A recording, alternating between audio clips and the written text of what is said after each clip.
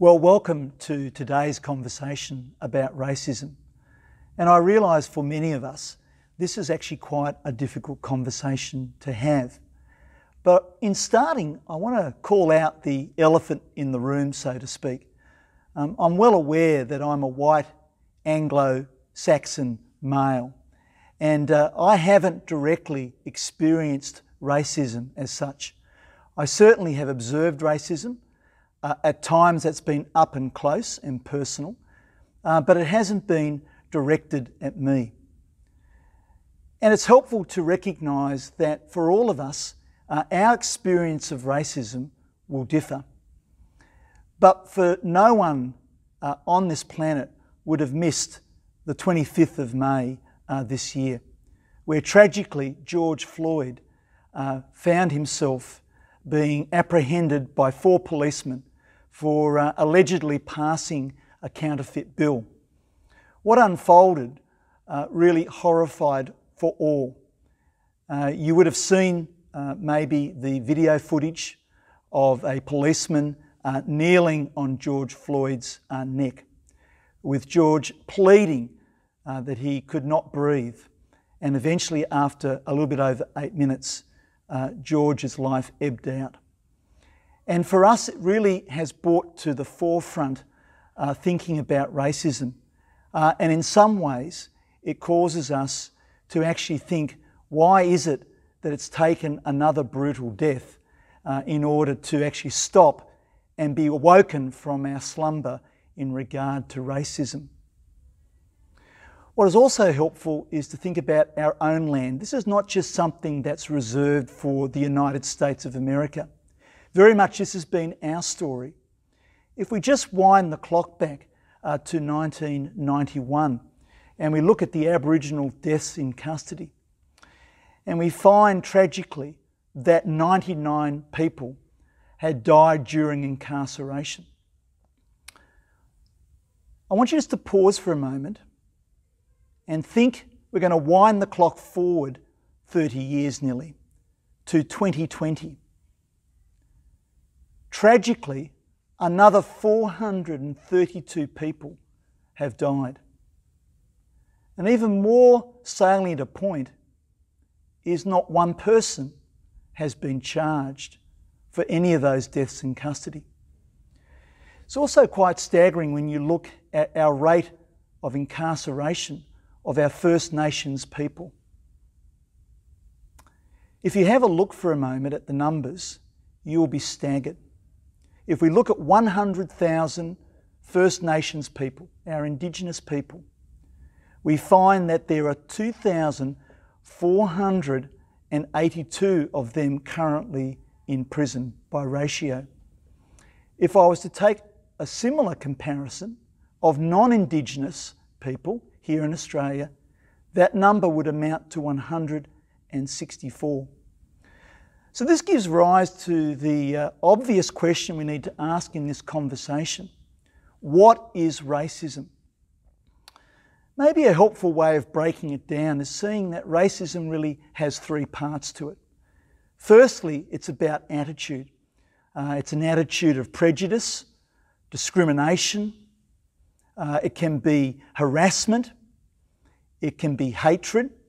But also it can tip over into actions where people are physically assaulted, pushed, and even lose their life as a result of racism.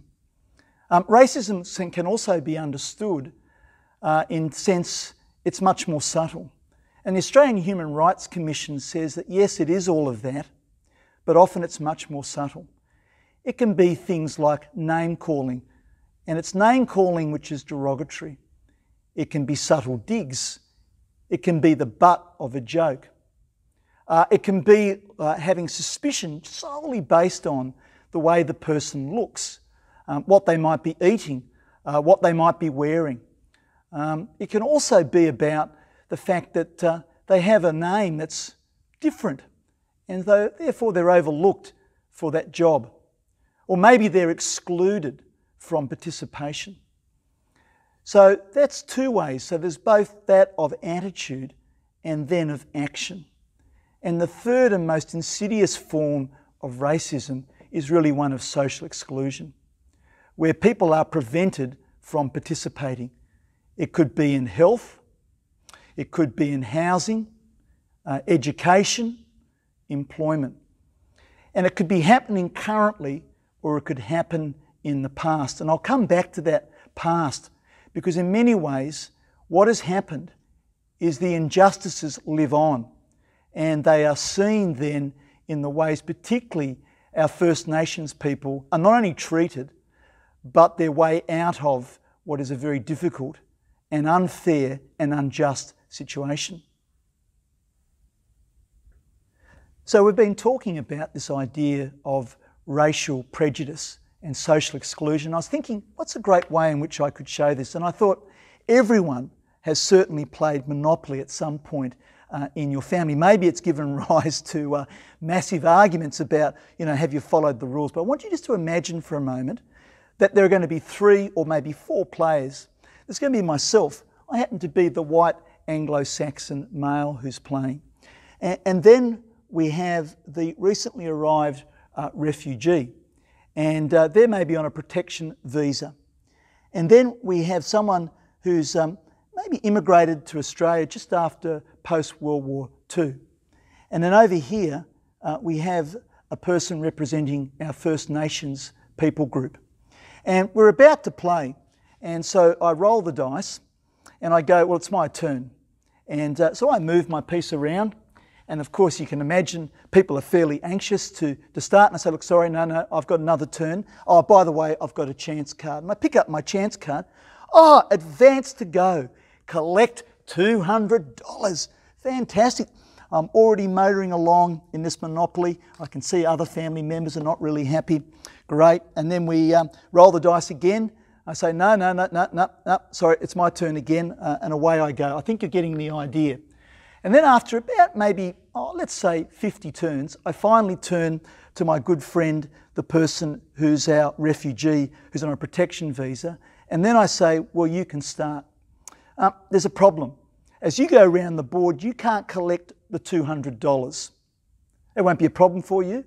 And they say yes, but they agree as they have little power in this equation. So they progress. And so they move around. And then as the game unfolds, maybe another 20 odd turns, then the person who has been the immigrant that's arrived after World War II, they move, but they're moving fairly quickly. And the rules here is that they can collect 200 as they go past go, but that doesn't then apply to the person who's the recent arrived refugee. And you might be thinking, well, what's happening here with the First Nations people? I want you to know that we've gone around the board 100 times now, and I'm really enjoying this because I seem to be winning, and I'm accumulating, and I land on the community chest. Oh, bank error in your favour, collect 200. This is a great game. I'm really enjoying playing Monopoly. And then, well, finally, it's my First Nations friend's turn, and well, they land on chance, and they pick up the card, and it says, go directly to jail, do not pass go, do not collect $200. And I think you can see where this is going to happen. And then eventually, let's take it that maybe our recent arrived refugee arrives on one of my properties that I've now acquired over here. Mayfair. They arrive on Mayfair, and I say, well, look, I know you've been a little bit delayed in your starting, but I happen to have 4 houses and a hotel. You owe me $2,000. And they say, I don't have $2,000. And I say, well, you're out of the game. It's a bit sobering, isn't it? When we think this is a game, but this is not a game for those who face racism. This is life. This is their reality. If we turn to God's Word and have a look and go, well, what was God's view at the beginning and the end of humanity? And if we go to Genesis chapter 1:27, God makes it very clear that He has created humans in the likeness of Himself. both male and female.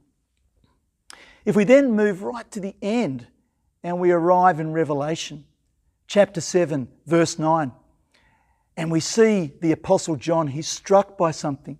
He sees this clamouring crowd of people gathered around a throne. And as he looks and surveys that vast crowd, he sees everyone from every nation, tribe and language. If you look at it and we see the bookends, we see God creating people with dignity because they're created in His image. And at the end, we see this amazing gathering of all nations, all tribes, all races and all people. You might be wondering, well, what happens in the middle? If I take you to the Apostle Paul, there was a fundamental, groundbreaking change that took place. For up to this point, the Gentile had been largely excluded. They could enter the outer courts of the temple. But now, in Galatians 3:28, Paul writes to the church there. He says there's no longer Jew or Gentile. There's no longer slave or free person. He even goes further. He says there's no longer male or female. And why is that? He makes it very clear. Because he says you are one in Jesus.